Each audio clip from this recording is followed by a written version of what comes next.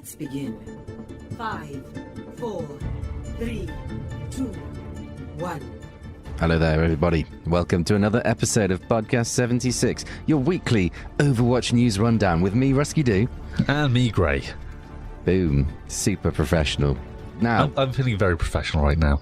Now, before we get into Overwatch content, which has happened this week, aka the weekly rundown of Overwatch news, you've been working on a thing, haven't you, Grey? I have.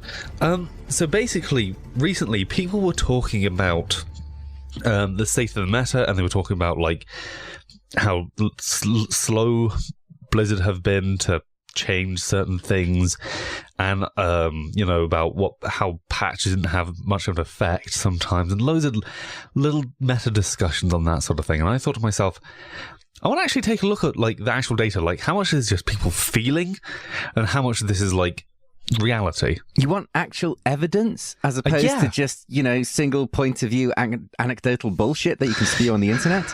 Yes, basically. I don't think you're a real Overwatch fan, Grey.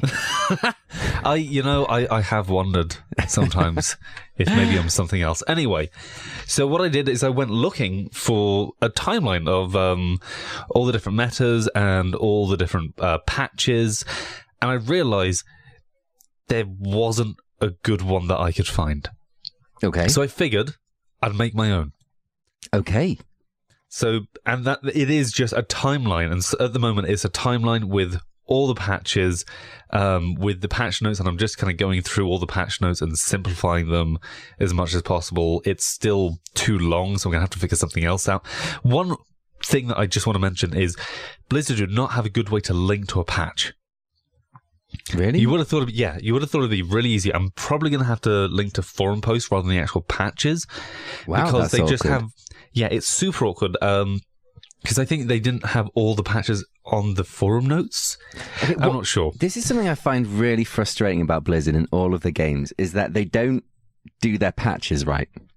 Yes. For instance, there was a PTR patch this week, which we're of course going to talk about in the show notes, but there's no update to the PTR like on the website. You have to look in the forums, where I think it's Jeff Goodman makes a post listing it. Yeah. And it's like, come on, guys, just this little bit of information. Whenever I'm downloading a thing for the game, I want to be able to read what the thing is. Is that so hard?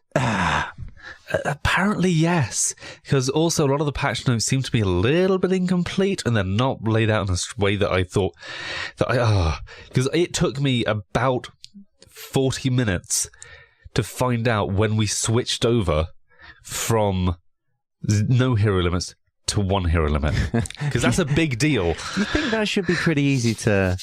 But it's because we call it one hero limit and they call it something different, something entirely different that just still doesn't stick in my brain. Oh, okay. Anyway, but yeah, so that took me absolutely ages to find. But yeah, it's in progress. It is really close to being done, and I'm really quite happy about it. Excellent. Well, we look forward to that being complete. Well, those of us who are the kind of nerds who care which meta correlates to what changes in there. Anyway, things that happened this week in Overwatch. Firstly, as I've just mentioned, there was an update to the PTR, and there's a lot of stuff here. Yes. Okay. First up, there's a ton of Doomfist changes. Anyway, do you want to do the full rundown first, or are we just going to dive in? What? The summary. The summary, I'm forgetting everything. Okay, things that have happened this week. There is an update to the PTR. There are Doomfist cosmetics. There is lots and lots of forum stuff. There is an Nendroid Mercy, and the Overwatch League has the first 7 teams announced. So, back to where I was. Okay, Doomfist in the PTR. They're changing a lot with him. Well, yes and no. I think that they're tweaking. I don't think there's big changes. They've changed the travel distance of the right click, which is the charge. That's not... Okay, that's quite big just for terms of rollouts and what he can do. In terms of rollouts, yes. In terms of gameplay, I actually think this works out better because you don't end up quite as deep if you miss a charge. I think this is going to work out. But you always had that option not to charge up fully. Not if you wanted to do max damage and actually take someone out. I'd argue that there were still more options with a larger charge radius. But fair enough. what I'm hearing from people is the really big one is that you can't jump onto higher objects with the seismic slam. But that sounds like it's a bug that they're fixing. No, it's intentional. Oh, it's intentional? Yeah, apparently Really? so. Yeah. Ah. They don't want Doomfist to have quite the crazy mobility he did have. Okay, that's fair it enough. looks like they're somewhat tailoring Doomfist not to be part of the dive meta, but possibly a counter to the dive meta. Yeah, so actually I was talking about this with Joker, who's someone we play with a lot, and he was talking about the scrims that he'd watched and how he actually, Doomfist actually destroys Winston and D.Va because he doesn't give a crap about their shields. Yeah, all of their defensive stuff means nothing to Doomfist, which is pretty huge. Yeah, and on top of that, whenever he attacks, he gains barrier, and Winston doesn't do that much Winston's damage per tickle second. cannon does nothing against Doomfist, so yeah. Yeah, that's really interesting to me. I would have thought that against like Tracer and Genji's, Doomfist would struggle. So it'll be really interesting to see how that works out. Yeah, I but mean, apparently, what I gather is it's just the whole thing of all of the dive characters can get in, they do some stuff, and then they've got a method of getting out. And Doomfist doesn't really have the same way of escaping once he's kind of hit. yes, Because you've used some visibilities to get there, right? pretty much. And like they're on a fast cooldown, but 6 seconds in the middle of a fight is a long time. Like fights don't last 6 seconds; they last like 3 to 4, with like in one-on-ones. So a lot of the time you just end up with everything on cooldown. Yeah. But if you're taking something out and if you're building barrier against someone who's jumped you, and you're able to use your abilities to get away as well, that's a lot stronger. Well, it's also his mobility is very good for defending the back lines. Because if he doesn't have to get out because he's inside his own team anyway. Yes. Yeah. But anyway, still tons and tons of theory crafting. Yeah. So what I found very interesting is the amount of characters that have got buffed. And I'm not sure. I mean, did they need buffs? Okay, let's talk firstly about McCree. Yes. Flashbang now slows targets significantly when they are stunned. Yes, so this is kind of like the Roadhog hook changes, where when the hook would connect, it now slows the target down. So if you're traveling towards a corner, if you're like if you're close to the corner, but you don't have enough momentum, you won't go around the corner unless you're already almost around the corner. It's the same thing with a flashbang. Now, if you're close to the corner and you're kind of going around it, you're going to go around the corner. But if you're kind of like walking towards the corner and kind of jumping, you will just kind of flop down in front of him and he'll be able to headshot you. I think this is a quality of life change where people would sometimes just like bounce in weird places if they were in midair and they got flashbanged. Yep, might feel bad. I kind of get that. I'm not against this change because I think it'll make McCree more consistent against the flankers. You see, maybe this is just because I've been playing a lot of Winston this season, but McCree is scary as a Winston. Like, he's not an insignificant character. No, but he also gets overwhelmed quite easily. Yes, that's true. So, like, if more than one person dies him at once, there's very little that he can do. Like, he's got a roll. He's kind of squishy. He doesn't have a great deal of movement. Yeah, he's got a sushi roll, and that's about it. Yeah. He throws his sushi, he rolls away, and then he dies fairly quickly. Yes, like a fish. Yes, exactly. Out of water. Anyway, so, yeah, he's just not quite got anything, and I'm wondering if this is just so that just bring it up a little bit. Just always secure a pick. Like, if someone overextends, he can always punish them. That's what I think this is. Okay, so next one, buffing a character that I'm like, I thought they were in a pretty good place now. Reaper. That they've made his shadow step sneakier. As in, the voice and special effects are reduced dramatically. So someone did a diagram of how far away you could hear Reaper on the PTR and on live. Now that the PTR patch is live, right? The PTR, that's not confusing at all. I'm with you. And so if you imagine the bridge on Eichenwald. Okay. And you think about, you know how there's that second spawn for the attackers? Yes. If you're at the end of the bridge, you mean the big drawbridge thing? Leading up to the gate? Yeah, so there's the bridge leading up to the gate. I don't think it's a drawbridge, it's just a bridge. Well, no, yeah, it's not a drawbridge. Is it? So if you're standing at the beginning of that bridge, right, on live, if you were in the doorway, just standing in the doorway, that gets knocked in, you could hear Reaper's repositioning voice line from there. That's quite significant. That is really significant. Now they've just reduced it back to kind of like about the length of the bridge. Okay. So it's like, it just means you can't hear him from across the map. Because that did feel a bit weird. Yeah. And it also just felt really dumb. Like, because it's just like, Reaper, why can't you shut your mouth when you're doing that? Yeah, like, absolutely. I wouldn't object if there was like some sound effect of him like doing his teleport. But the fact that it's him announcing himself makes Reaper even more an idiot than he already is. Absolutely. Oh, Reaper can't catch a break. He's not cool. But yeah, I'm not... I do agree that Reaper's kind of in an okay place at the moment, but I think that just was quality of life change. Probably quality of life stuff. Yeah. Okay, so Reinhardt. They have done a load of tweaks to Reinhardt to kind of try and sort out all the issues he's had recently, with charges not really working properly, with the hammer feeling really sluggish, and kind of not really registering till the end of the swing and such. And they fixed all of that and given him a swing speed increase of 10%. The swing speed increase just seems crazy to me. I don't understand that. Like, he didn't feel... Did he feel weak when he was swinging? I mean, like, I can understand if he was buggy, but, like, the swing speed seemed fine to me, because he does so much damage. This is a way of strengthening him against dive meta, while not strengthening him in his other roles.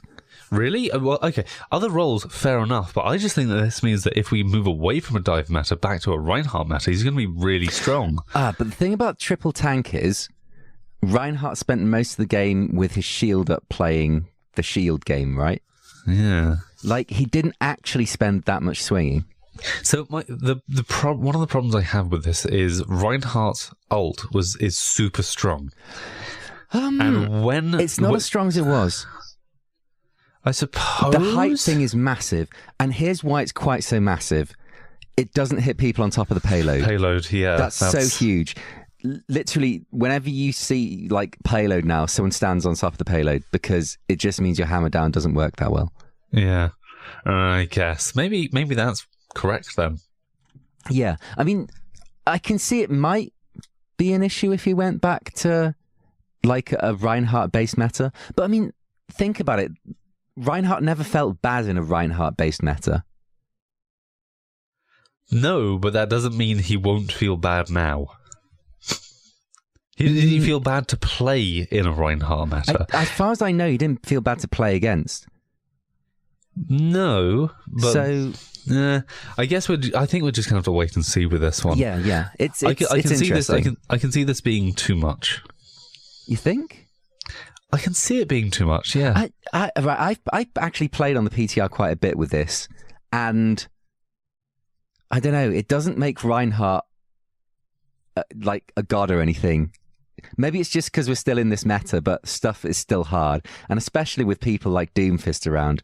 Oh god, Doomfist wrecks Reinhardt so hard.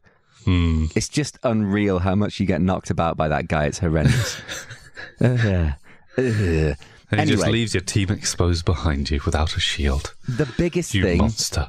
We've saved for last, which is a huge Zarya buff. Hey, wait. You want to talk about the charge change for Reinhardt? Oh, the charge thing. Oh, yeah. No, I'd forgotten about this.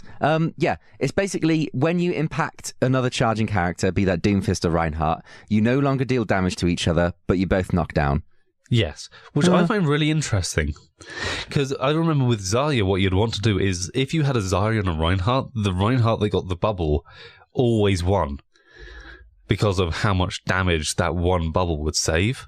Oh, on the charge thing. Yeah, on the charge thing. In my experience, it often came down to who was charging into the other person's team. Like, if you could counter-charge the enemy Reinhardt just as he kind of hit your team's area, then he'd get wrecked by all of your team and you'd be all right. Huh. Interesting. Even with the bubble. But this is interesting. This is the most interesting buff I find on this one is it makes Reinhardt a little bit better against Doomfist, because Doomfist's charge thing just wrecked Reinhardt's charge and it felt awful. But also against Orisa. Oh, yes, of course, because when you slammed into Orisa... You still get the knockdown, but you don't get trashed by all the damage, which is... Yeah, that's that quite a felt thing. really bad. Yeah, it really did. Like, it was just irritating that, like, your main engagement technique you couldn't use against Orisa. Yes. Yeah. Okay, fair enough. Okay, back to the big one I was going to talk about, which is Zarya's Graviton Surge. It disables all movement abilities that affect the target. Yes. Now, this does include Sombra's Translocator and Tracer's Recall. Right. But it doesn't affect Reaper's going invisible. Or, there's one other. What was it? It's Orisa's route. Orisa's Fortify walk out of it. Yes. I feel like Reaper's one, I suppose he just stops existing. He turns shadowy. Yeah. If he was still trapped in I guess it wouldn't make that little sense if he was in a bubble, but... Well, I don't know. He can't... Does gravity still affect him? Yes, he doesn't just fly away. So I'm going to say that he's still affected by gravity, so he should still be in that. I think Reaper should stay in there. I think the only one... If you're going to do this and have it really be consistent, because it was inconsistent, Genji could dash out, but Pharah couldn't fly out with a rocket. I don't know. But yeah, I think Reaper should stay in. The only one who I think should be able to walk out is Orisa, because she has a very specific ability to counter that. Yeah, maybe. But I can kind of... I don't know, it doesn't feel horrible that they've got it this way round. And maybe I wonder if this is the Blizzard team starting to look at Mercy's res. I would think so. If you catch Mercy in one of those, then I do think that Mercy shouldn't be able to get out anymore. Because it just felt bad. Although, at the same time, if you buff Zarya's Graviton Surge, this also buffs D.Va. So the thing about Zarya is Zarya rinses D.Va. Right, but this makes D.Va's defense matrix even more stronger. Valuable, even more valuable. It does. I just don't think it's that consistent, though. No? It's not that consistent for eating stuff, no, because you can... the thing about Zarya is you will just melt through D.Va if you're high charge, if you're high energy. And so what you always do is you wait until D.Va's out of the mech. Yeah, but that still is a massive limiter as to when you can hit your ult. But it's the same, because that's how it is at the moment. Yeah. I don't think it's D.Va buff. But what I'm saying is if... the Graviton Surge becomes more of a staple than having a D.Va, and having that defense option will probably be even more of a thing. No, I think the stronger Zarya is, the less D.Va you see, because most of Zarya's damage does not get eaten by D.Va because it's a beam. So and she does a load of damage when she's high charge. She will get D.Va out of that mech really quickly. That's not what I'm seeing in the current meta. No, it's not like Zarya gets played and so D.Va kind of doesn't. No, so the reason that Zarya doesn't get played right now is because burst damage isn't the same thing at the moment. So what used to happen is it can be very difficult to charge your energy with Zarya at the moment, because Winston has a tickle cannon, D.Va doesn't do loads of damage. Actually getting charge and value out of your bubbles and saving people, very difficult. You used to have Reinhardt's charging in, you used to have Roadhog's hooking people. I suppose you still got Genji blading in, and you got the pulse bomb, but without those staple things to charge your energy up, and those staple times when you really, really want to have your bubble to save someone, you're often just waiting with your bubble, and you're not building your charge, so you're not building your grav, and also with all the high mobility, you can't really chase a Zarya, and because you can't chase, and people can just walk away from you, you're just going to stuck there with your short-range beam. That's why Zarya's not strong right now.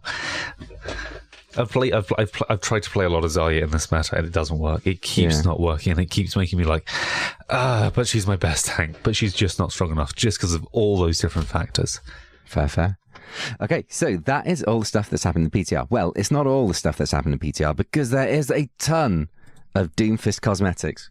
Well, I say a ton. There is the standard amount for a starting character. There's a normal amount of Doomfist cosmetics. Yep. How do you feel about these? I think they're all right. Weirdly enough, okay, so his kind of normal color change skins are meh, as one would expect. The legendary stuff is quite nice. There's this weird spirit one, which is very kind of African, for want of a better word. And then there's this one where he's kind of metallic, and he reminds me a lot of, is it Gunjack from Tekken? Gunjack. Oh, because yes. He's metallic. He's got a big arm. He's got the spike, the mohawk. Yeah, exactly. Yeah. I was like, okay, sure. But what struck me most about this is how I really, really like the two epics. As in, I like them a lot more than I like the legendaries. I can kind of get down with that. I think the second epic, I can't remember the name. Oh, the one with all the badass face paint and stuff. Yeah, like that's really cool. Absolutely down with those. A lot of people, and in fact, we're just going to jump forward to the forum stuff. A lot of people are complaining that in the cheetah skin for Doomfist, the skin is called cheetah. He doesn't actually wear any cheetah print. It's all leopard print. Yes. Which I think is hilarious. Which I'm assuming they're going to fix that now that people have pointed it out, or maybe they'll keep it at tongue-in-cheek, but... Maybe. Silly mistake. But, okay, right. In fact, I'm going to jump forward a little bit now because of the joke that I just don't get. And that is Michael Chu responds to a post on the forums saying Doomfist cheetah skin isn't cheetah print. And he says, but he's got the fist that goes crunch. I don't get it. I have no idea. Is that... It's an American advert, I assume. Is it? That's got to be what it is. Okay. Yeah. The thing that has struck me this week about Doomfist is how ridiculously abnormally long his right arm is. Oh, right arm. Okay, gotcha. Well, yes. I mean, it is a big old robot arm. It's the Doomfist. Well, no, but he has his real arm in there. Yeah, the no, Doomfist that makes is no something sense. he wears. Yeah. And if you look at where his elbow is, his elbow is like... No, right, this is the same, like, kind of territory as what the hell is going with Reinhardt's legs. Yeah. Because he has a good clearance of 12 inches between his thighs, and no one has that without majorly dislocating their hips. Maybe he just dislocates his hips every time he gets into that armor. Maybe. But, I mean... Maybe his legs aren't real. Maybe he's got mechanical legs and he just plonks himself over into... I don't know. Yeah. Well, we do know Doomfist is entirely cybernetic. He just has very realistic cybernetics, right? Is that what he is? I thought it was a real... If you look at his other arm, it's all... He's got guns in his knuckles, for crying out loud. I thought that was just like something that he wore. He's got weird like lines in his skin that make it look like it's made of plates. Oh, I thought that was from wearing the Doomfist. No, that's on his other arm. Yeah, no, I thought that was from the Doomfist. What? Like, I thought that like the Doomfist infects you. So like when you put it on, like it doesn't just take over that one arm, but it changes your entire body. Why would you think that? Because it's the Doomfist. I mean, I don't have any particular law that says that's not the case, but it's a bit, out there? Yeah, well, I don't know. I've we no have idea. space monkeys. I don't think anything's really out there as such. Not anymore. Not anymore. So he also gets a load of voice lines, which are all right. He also gets a load of poses, which are all right. And he also gets a load of highlight intros, which are all right. None of them really stand out, honestly. They're all solid, but none move me deeply. Well, but, such is the way. Yeah, I mean, but they're all like, basic stuff, so that's cool. It's all good. I don't think any of them move me except for a few in terms of highlight intros. Yeah, in general, a lot are kind of... I don't know. Actually, no, a lot are actually pretty good. The thing is, there are some which are really stand out, like D.Va's new one. And Yes. I remember the Genji Halloween one is just very well done. Yep, awesome. So there's a few like... Oh, no, not the Genji one. Oh, the Reaper one's also amazing. One? The pumpkin one. You like the pumpkin one? I do like the pumpkin one. It's so ridiculously anime. Yeah, it's so over... It's just... right, if the pumpkin looked like it had been cut at the end, I'd be with you. But the pumpkin, I don't know. It doesn't look like a cut pumpkin. And how did the candle get inside it? It doesn't make any sense. That's all anime magic. Right, okay. You just have to be swept away by them. Anyway, let's move on. Yes, okay. Okay, so yeah, Doomfist stuff. Now, lots of stuff on the forums, and Okay, firstly, let's go to the big forum post that happened this week where Jeff has been talking about balance and the perception of balance. And I remember when I first saw this post, I basically said, that's our entire show. We could just spend the entire thing talking about that post. Yeah, this is... It's a nice, long, meaty chunk, and he just goes into nice little bits of detail where it matters. And I just so agree with everything that he said. I find myself doing this a lot when Jeff posts. I'm just like, yes, thank you. Jeff is voice of reason. Pretty solid, right? I mean, first thing is, he does put in the disclaimer that these are just his opinions, and it is not the actual take of the entire Overwatch team, which I think is a really good disclaimer to make. Absolutely, I totally agree. Okay, what's the meat of what he really says in this? He goes on about a lot of different things. I've made some brief notes about the standout things which I thought, really came through for me. One is that in the perception of what is balanced and what is not, that statistically speaking, Symmetra and Torb are OP. The thing about that statistic is I do wonder how skewed that statistic is because you play Torb and Symmetra in very only specific when circumstances. You play them when they're strong. You don't play them because, if you play them, you say that, but okay, of all the one tricks, Symmetra and Torb one tricks are crazy good. But that's because you have to be crazy good to make it high as either of those heroes. I guess. And also, people aren't used to playing against them, so how do you counterattack Symmetra? I just don't know. I guess you just hope that their attack tactics don't work, but it's one of those things of I don't know what to do when an attack Symmetra is approaching me. I just don't know how to react to the situation. Yeah, and I think it's one of those things. I do think that might be a skewed statistic. Maybe he's looked at the information and said, "Well, we discard this." Here's a question. Do you think Jeff doesn't? If it's a skewed statistic, do you think Jeff doesn't understand that? I think he does understand it, and I think that's fine. But I also think that you can choose your statistics to make a point. Because what he's specifically saying is, if we just look at statistics, Torb and Symmetra are OP. But they're clearly, it's one of those things that if we just look at the statistics, that is a claim that I can make. But that doesn't necessarily, follow through in terms of, what people are playing and what people are doing. Yeah. There's this, so in this section, there's this underlying thing of the idea that actually most of the heroes are in a pretty good place, and a lot of what people perceive as being problems are not the problems, and there's a lot of problems out there that aren't problems because people don't perceive them as problems. So it's a big perception thing. Perception is huge. Yeah. Perception really is huge, and I think also it's got to be people really affected by what the pros think. You see, here's one thing. I think the perception that attack Torb isn't good is absolutely ridiculous. And I would throw out there that a counter to what you were saying earlier, it's not that it's that people don't know how to react to an attack Torb. It's that if you actually get reasonably good with an attack Torb, he's absolutely lethal. He does so much goddamn damage. He's got good spam and he's got a good area denial. If you can hit those long range rivets, which they arc perfectly every time, there's no spread on them, then you can be an absolute surgeon. It's not unfair. And then you've got the turret just hanging around being awkward as hell. Attack Torbs.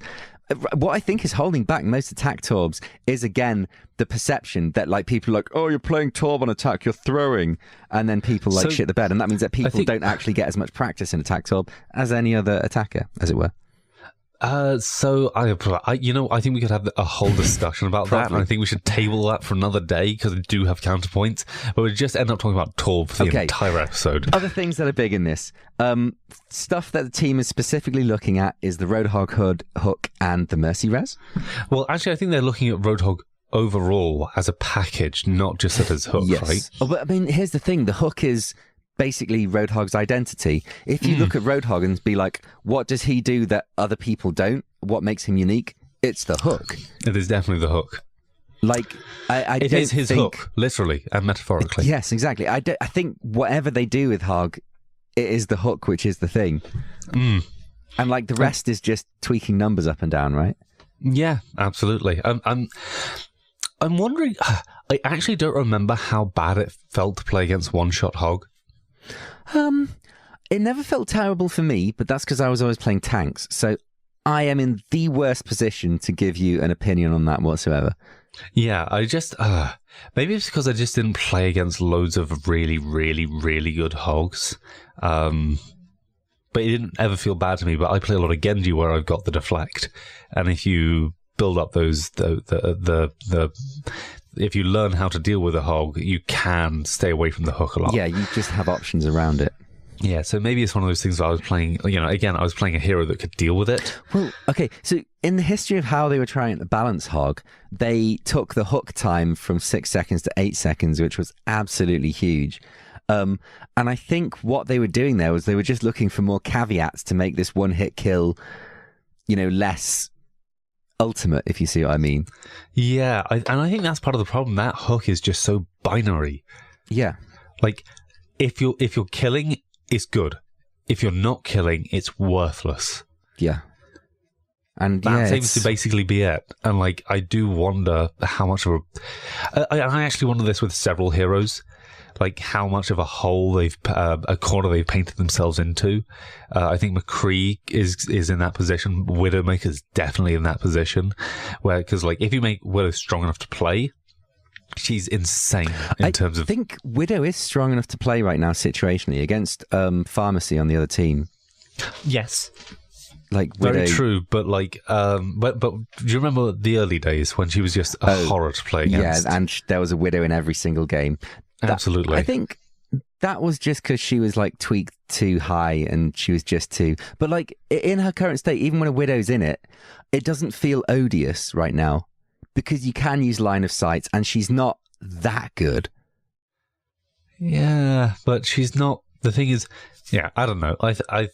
They pros rarely pick Widow up because she's not good enough at the moment. For the most part, occasionally there are a couple of points, but she's a situational pick. Other things I found interesting. Yep. I'll finish mine, and then we can. Do you have a list like this? No, I don't. I kind of just wanted to. Gray, where's the preparation, man? My God. No, I was preparing something else. So the stuff that I thought, for you, we're working on the timeline, and that's quite fair enough. Okay, so stuff that I thought was really cool. That the top 6 picks in quick play are Genji, 76, Hanzo, McCree, Mercy, and Junkrat, which is interesting. No tanks. I thought the Junkrat was interesting. You see a load of junk. Junk's just really fun to play. With all the spam, he feels good. So in quick play, sure, just throw that stuff down, let stuff happen, enjoy yourself. I guess. Sure, he just doesn't appeal to me. It's one of those here. So the top 8 in comp right now, and this I found fascinating, were Mercy, 76, D.Va, Lucio, Anna, Genji, Rhine, then Hog. The fact that Winston isn't in the top 8 right now kind of blew my mind. I swear to God, there's a Winston in every game that I play at the moment. I could swear to God. Largely you play with me and I'm playing Winston almost constantly right now. No, I mean playing against as well. But is that because we're running Winston that the enemy team thinks, well, damn, we should run a Winston? I don't know. I wonder if because I'm essentially a terrible, terrible one-trick, bad person, does that mean that all the games we play, our perception of the game is massively skewed? It's not impossible. It's a question, isn't it? It is a question, but I don't know. Maybe I'd have to start writing down what heroes enemies played. But it feels like I'm playing against a lot of Winston. Yeah. Like I'm also playing a lot against a lot of D.Va at the moment. Yeah, but D.Va's just very, very strong right now, right? Yeah, but so's Winston. So's Winston. Yeah, no, entirely. In fact, Jeff goes on about D.Va in the sense that when she had the latest set of nerfs that took her to where she is now, people were saying she was unplayable. And then as the meta has evolved, people have been like, oh, maybe she's not so unplayable. Yes. Well, it's interesting. I think what we begin to see more and more as these patches go on is that a lot of the time what makes or breaks a meta is not an individual hero, but instead hero synergies. Yes, definitely. Like, what makes Monkey so good right now is that you have a D.Va flying next to the Monkey, and when they go in together, they complement each other so well. Yeah. And what is often the thing that breaks the meta is when you have a strong counter. So dive isn't possible when Roadhog's strong because he counters both Monkey and D.Va. And as soon as Roadhog's not as strong, that synergy can shine. Yeah. So yeah, it's one of those things where, you know, and again, the triple tank meta was just synergized really well with Ana. Things like that. But it's the synergies where the strength really is. And speaking of Ana, this is the last tidbit of information, well, the last two tidbits of information, which I found really fascinating in what Jeff's saying here, which is he talks about the top third of comp and he refers to it as the elite. Now, a lot of people are questioning this in the idea that that's basically platinum and above. And a lot of people are saying, wait, platinum and above? You calling that the elite? You can't be serious. But here's what you got to think. When we're talking about the top third of comp, we're not talking about the top third of people who play Overwatch. Yes. I would suspect that the competitive community is about maybe 10% at most. Yeah, I'd probably even say nearer that to like 5%. Yeah, I'd say that it is a surprisingly small percentage of players. If we're talking like the top 5% of Overwatch players, then a third of the top 5% is a really small amount and, you know, suitable of the title elite. Yes. Because like a lot of people are questioning this, but I don't think people have really taken on board that, you know, people who play competitive Overwatch, we are a quite unique species in a way. Yeah, it's like, think about how many people you see with less than 2 stars on their level, like bronze 2 stars. Because after 2 stars is actually quite a lot of Overwatch. Like 2 stars is what, 200 hours? It's pretty serious, right? It's pretty serious. It is not an insignificant amount of time. And so you're playing with people who have got minimum 200 hours most of the time, and most of them have a lot more once you get into platinum above. Yeah. So yeah, I do think by elite he means like really experienced people who do play in what is actually quite a high level. Yeah. But the bit of information he attached to that is among the top third of like competitive players, the most played character is Ana. I can see why. Yeah, no, I really can, because if you can consistently hit those shots, Ana's healing is off the hook. And she's also just really fun to play. When you're talking about that kind of classical FPS style of game, and also I think it's one of those things of, if people are going to fill a support, people who usually play DPS, they go Zen. Do they? No, I think they go really? Ana. Yeah, I think they go Ana because it's that hit scan thing of being able to snipe and do a lot of damage, and like you feel really impactful. Yeah, I think more DPS mains will go Ana than will go Zen, because you've got that ability to scope in and you can really dish out consistent damage in certain situations. Fair. Yeah, but I found that whole breakdown. I'd love it if they just had these statistics like out there that nerds like me could pore over and draw spurious conclusions from. Well, they did mention at one point that they love the idea of having an API which can be addressed. Yeah. Oh, so that'd be great. As long as it has some kind of thing on it so it can't be used to just abuse people. Because that would be very sad. Well, I'm going to throw it out there that I think we're going to see something like that with Overwatch League, because it's going to be used for the commentators and stats and such. Yeah, so that was like the main kind of points from Jeff's post that I came up with. Yeah, I'd read through the entire thing. It's a very long, but it's a very cogent read. Yeah. Just Jeff being so reasonable about stuff, it feels... I love reading it, and then I always get horrified by people grotesquely misinterpreting what Jeff's been saying.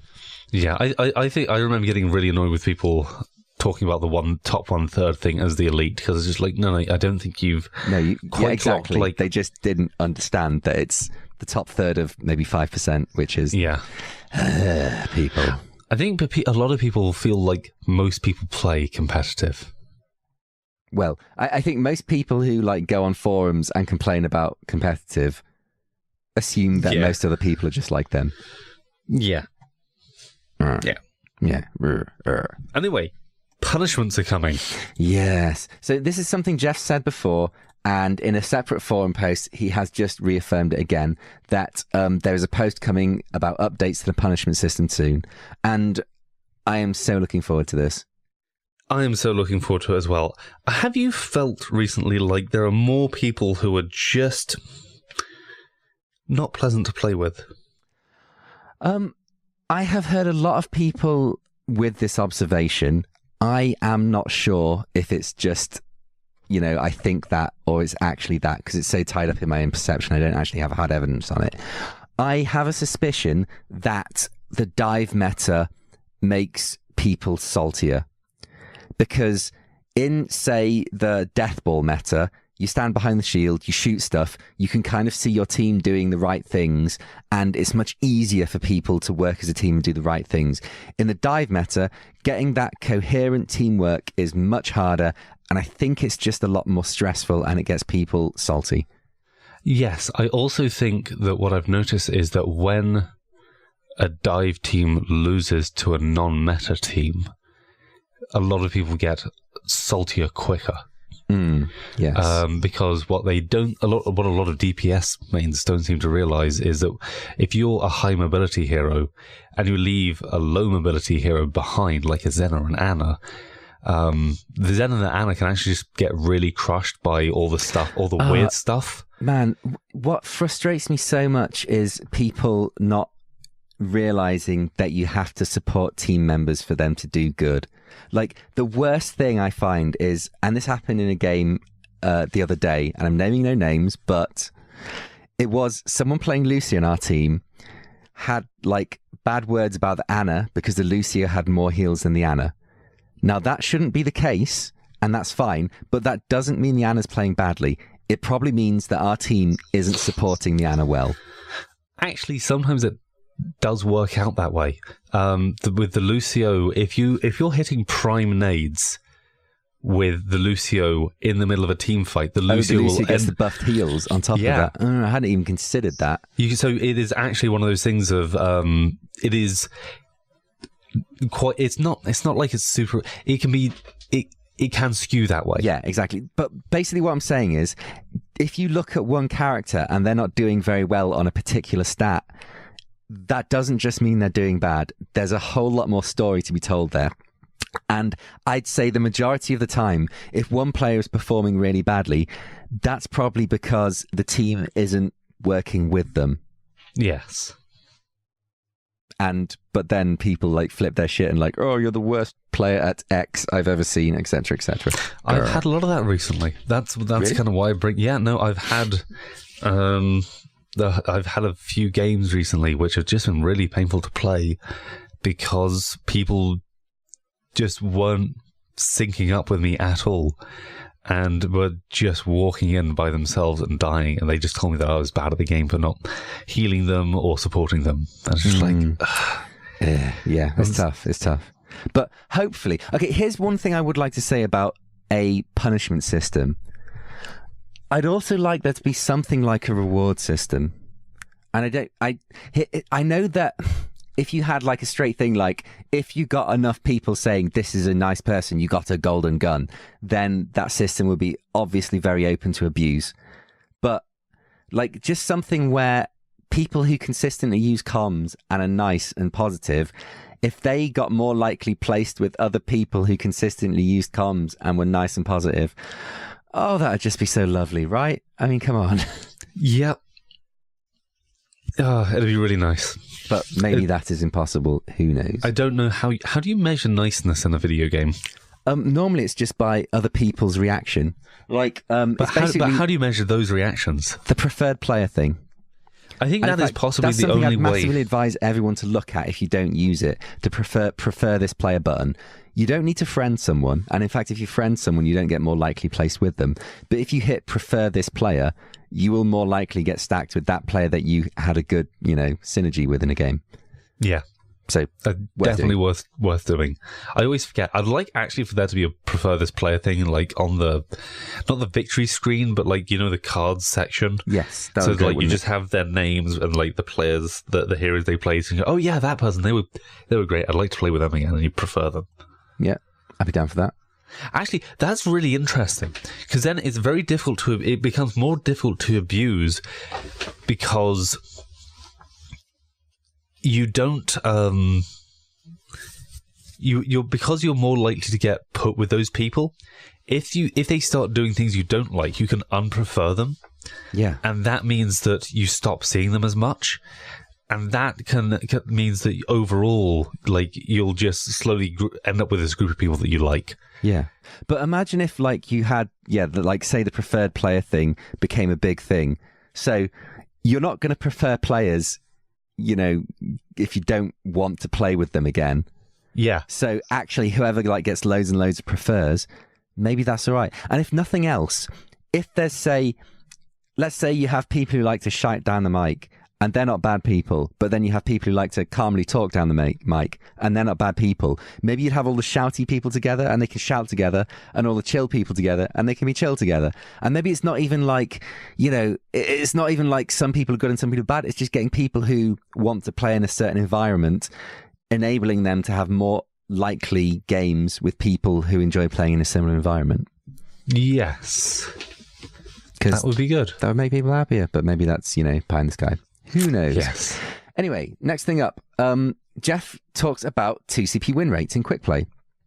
Yes. And this is in response to someone saying, oh my God, 2CPs are so imbalanced. What is this?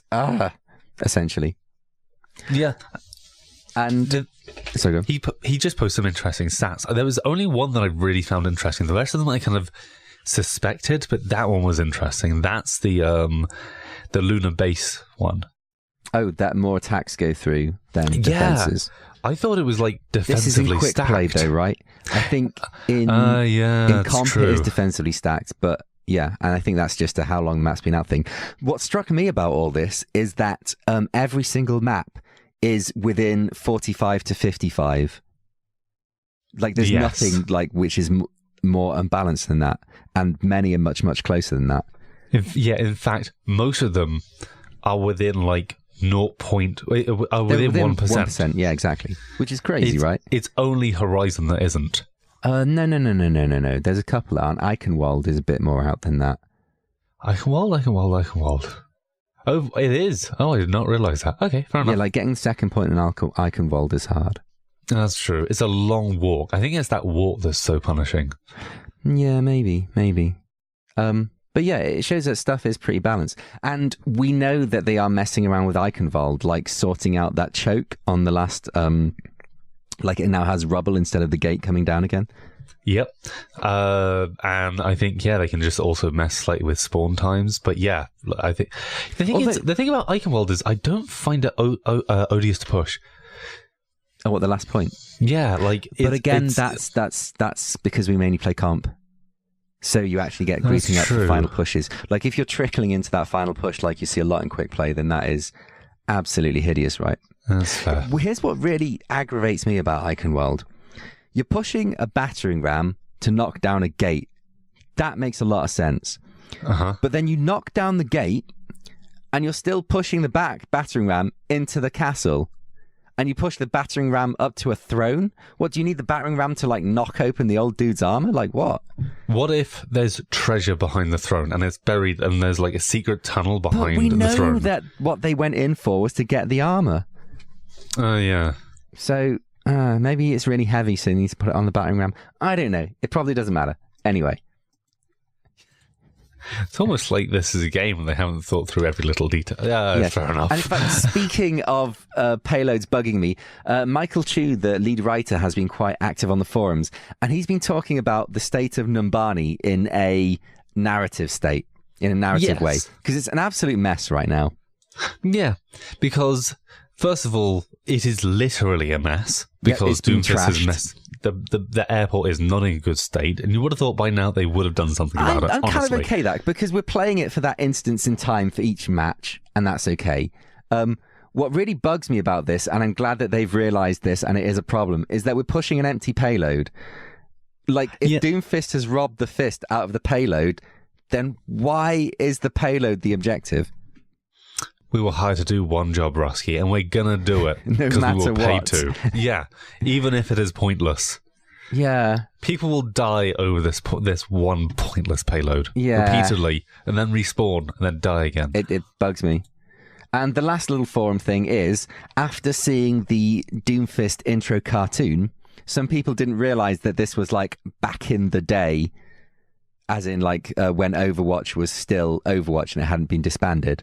Yes, so it was a flashback. Yeah, people were thinking, so wait, is Tracer dead at the end? And Michael Chu says, she's not dead. Surprise! Which is good, because, Yeah, I agree. I'm trying to think of the latest media when you knew someone died and it made things a bit weird. And it was the Fast and Furious series. Okay, that's fair, but they couldn't avoid that one, really, could they? Yeah, because in the second film, was it the second film? I can't remember, but yeah, they killed him off really early, but then they wanted the character back, so they had it all happening in a different... It was complicated, anyway. It was, yeah. Anyway, let's move on. And then I'll tell you the one that always bugs me, and it's actually where someone doesn't die. Right. And it's where Iron Man doesn't die in the first Avengers movie. You think he should? It's not that I think he should. It's just that in the trailers... It made it look like he died. What? No, in the trailers, you see the Hulk save Iron Man. Oh, right. So you're like, well, he's clearly not going to die. He's clearly not going to die, and it's just like, well, that's pointless. Well, that's just bad trailering, I agree. It's bad trailering. Okay, so next on the menu tonight, we have another figure of an Overwatch character. We are the worst at these because we just don't really give a damn. No.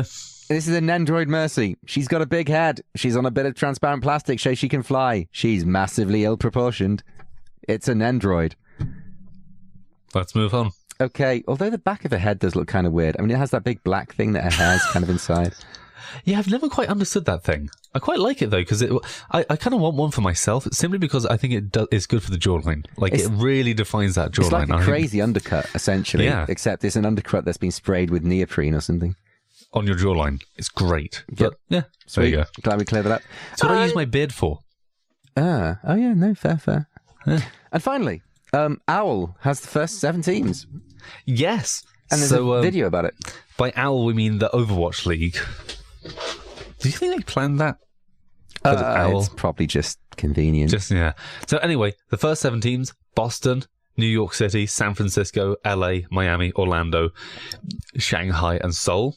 And it's just kind of one of those things of this is one of the first steps, because this means that they've actually had people bid and buy those arenas where they will hold Overwatch events, and that's kind of like the first big step to having this Overwatch League actually happen. It's good that this is happening now, I'd say, because it did seem we were getting to like some kind of fever pitch in people like pointing out whenever a pro team dropped and there hadn't been anything for a while and Overwatch was dying already before it began and it was all terrible and someone needs to do something.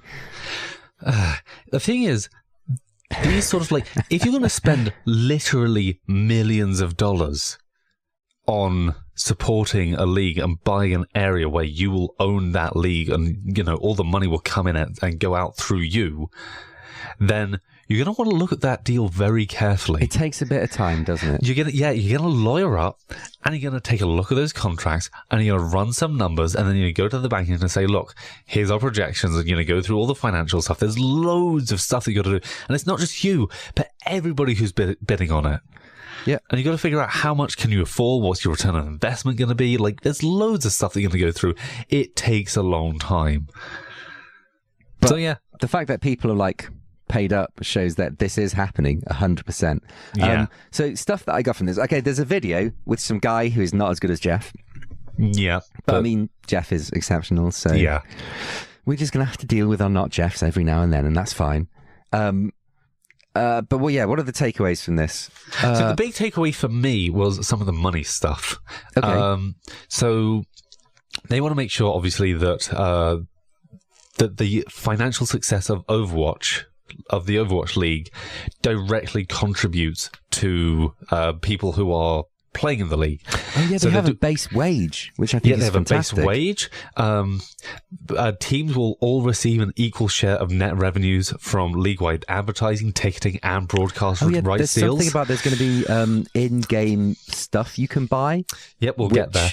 They will keep 50%. all local revenues up to a set amount, so that means that they're trying to make sure they're always hitting a certain target, so they're always funded well, and then after that it kind of gets reinvested into the league.